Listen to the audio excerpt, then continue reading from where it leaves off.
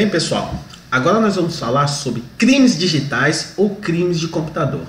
Mas antes, vamos contextualizar o que a gente estudou na sessão passada. Nós vimos que uma das principais características do ambiente virtual que facilita ações de criminosos é a característica do anonimato, né? Essa característica do anonimato na web permite que seja mais dificultoso você identificar o autor de determinado dano dentro do meio digital. E também vimos que o direito ele vive uma luta constante de tentar antever esses comportamentos criminosos. E diante dessa falha em antever, o que o direito faz?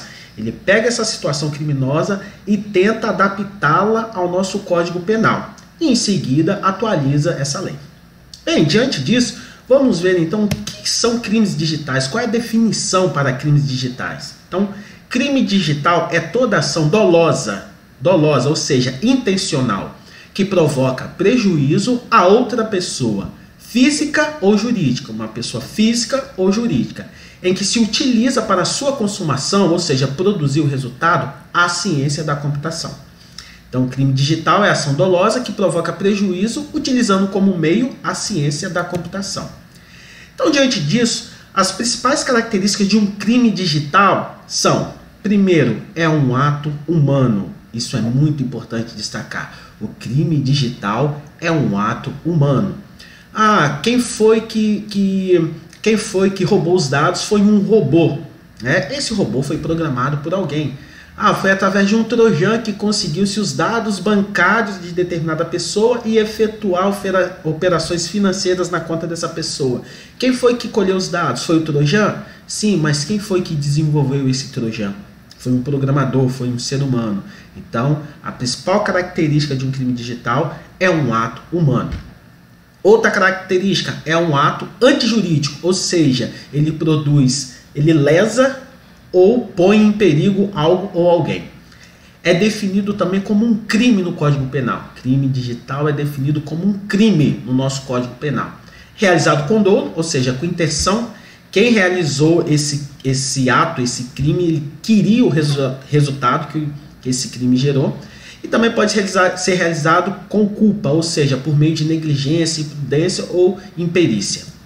Bem, vamos ver alguns exemplos de crimes digitais. Olha só essa manchete aí, ó.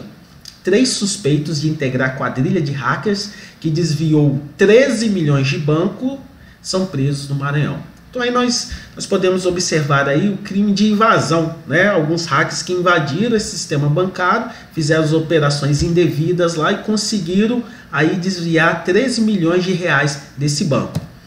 Bem, como que a gente tipifica esse crime? Esse crime já existe uma lei para ele, que é a lei específica número 9.609 de 98, a lei de software.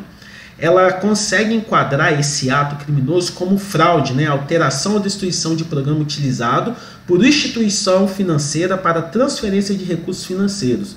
Pode levar à destruição de um banco. Então, esse ato, né, antijurídico desses hackers, a gente consegue enquadrá-lo em uma lei já existente, consequentemente a gente consegue inibir esse comportamento, tá? Então, qual é o ato antijurídico dessa ação, desses hackers? Causar danos no hardware ou software de um sistema financeiro. Mas é importante destacar, apesar dessa lei 9.609 do ano de 1998, ela poder ser utilizada para a gente inibir e até mesmo conseguir processar esses hackers, ela não protege todas as condutas criminosas que o programa bancário fica exposto. Então, recorrentemente, o direito precisa fazer uso de adaptações dessa lei para tentar inibir o comportamento de invasão hackers. Outro exemplo aí de crime digital é esse aí que um blogueiro, né, a pessoa que desenvolve um blog ali com notícias corriqueiras, cotidianas, esse blogueiro ele foi condenado por injuriar e caluniar um juiz. Olha só que interessante, a Justiça de São Paulo condenou o autor de um blog a 1 ano e 2 meses de detenção em regime inicial semiaberto por caluniar e injuriar um juiz de direito. A decisão é do juiz Carlos Gutenberg de Santos Cunha, da 4ª Vara Criminal de São José dos Campos. Então lembre-se daquela pergunta que a gente fez lá na sessão anterior, a internet pode tudo, é um blog, ele pode expor as ideias, tem a liberdade de expressão para expor a ideia, esse blogueiro, mas não, né? Ele foi aí, provavelmente não, certamente escreveu, ou falou, ou publicou algo desse, injuriou ou caluniou esse juiz, e foi severamente punido. Então, ele foi classificado dentro do crime de injúria.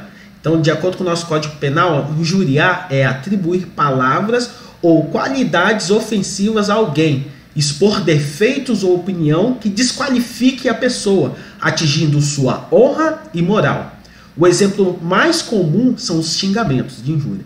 Então, principalmente nós que hoje vivemos a era das redes sociais, onde você pode expor a sua opinião, não existe nenhuma censura, nenhum impedimento entre você e seu teclado, você pode emitir sua opinião, você pode tentar desqualificar uma pessoa, mas isso se torna público e você pode ser enquadrado no crime de injúria, tá? E olha o que fala ainda o artigo 140, ó, injuriar alguém, ofendendo-lhe a dignidade ou decoro, pena, detenção de 1 a 6 meses ou multa, tá? Certamente, esse caso desse blogueiro aí, que o juiz certamente houve alguns agravamentos para ele pegar essa pena aí de 2 meses de detenção, né?